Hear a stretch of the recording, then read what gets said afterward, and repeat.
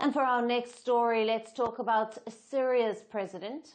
For the first time in 60 years, a Syrian leader has spoken at the United Nations. Ahmed al-Sharaa, once an al-Qaeda leader, debuted in New York. His speech was met with applause abroad and celebrations at home. Al-Sharaa's entry at the UN was historic. Syria had the last head of state speak here in 1967. Now, a new president stood before world leaders and said, "Syria is back." The previous regime has killed about 1 million people, tortured hundreds of thousands, displaced about 14 million people, and destroyed what almost 1 million homes above the heads of its inhabitants. I pledge to bring to justice all those who have shed their hands in the blood of innocent people. Al-Sharaa rose to power after toppling Bashar al-Assad last December. Until last year, he had a US bounty on his head. He once led Hayat Tahrir al-Sham, a group listed as a terrorist by the West. In July, the US removed that designation, paving the way for diplomacy. Now, sporting a dark suit and a tie, al-Sharaa blasted Israel during his speech. He said Israel's continued attacks are not just a risk to Syria, but to the entire region. He condemned Israeli strikes on Syrian soil. Sharaa told the world Israel's hostilities contradict international calls for peace. In the same context, the Israeli threats against our country have not subsided since December 8th to this day. And the Israeli policies are acting in a way that contradicts the international position that supports Syria and its people.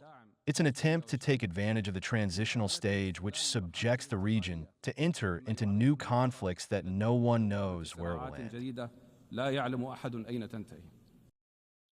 Then he turned to sanctions. He called them shackles that punish Syrians and demanded they be lifted. Sharaa said they block trade, cut access to medicine, and deepen poverty. And that's what his appeal was: lift them so that Syria can heal. In June, President Donald Trump effectively removed most of the US sanctions on Syria, but certain measures still remain, like the Syrian Civil Protection Act. Most of the sanctions are being removed, but there's a Caesar law that was imposed on the previous regime. This law is related to the pictures of the prisoners. The law is related to the Congress, and most of the members are being directed to lift the sanctions. We are waiting to see the consequences. Next came rebuilding. In his speech, al-Sharaa highlighted the reforms that he had undertaken since he came to power. He spoke of how he plans to hold elections and forming new institutions. He spoke of encouraging investment and restoring dignity. The response inside Syria was striking. Crowds gathered in public to watch him on big screens.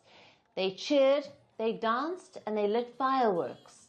For many, it was proof that Syria is no longer isolated. I have a lot of respect for him for ending Syria's isolation from the world. It's a wonderful thing. I am so happy to be watching this here in the square. And my sister traveled to New York from Montreal just to show her support.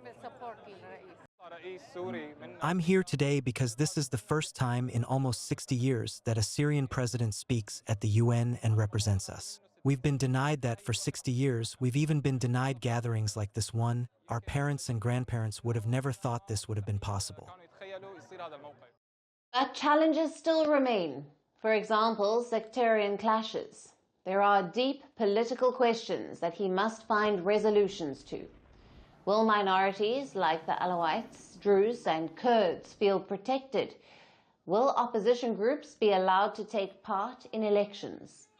And will war crimes from years of conflict ever be addressed? The answers to these questions will take months or probably years.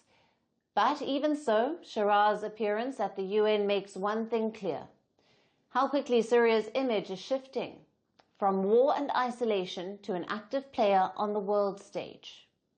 Ahmed al-Sharaa's UN debut was more than a speech. It marks Syria's return to global diplomacy. But it also raises expectations. The world is watching closely to see if his promises of unity become reality.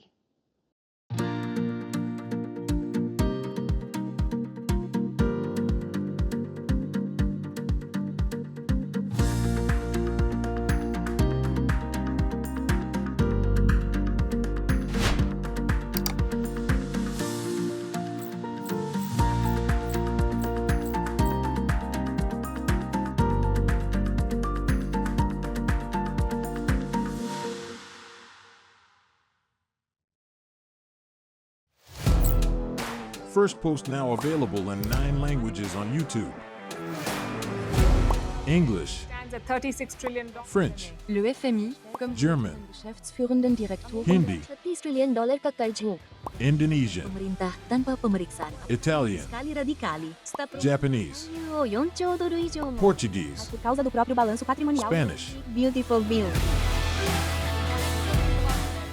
Go to Settings, click on Audio Track and select a language of your choice.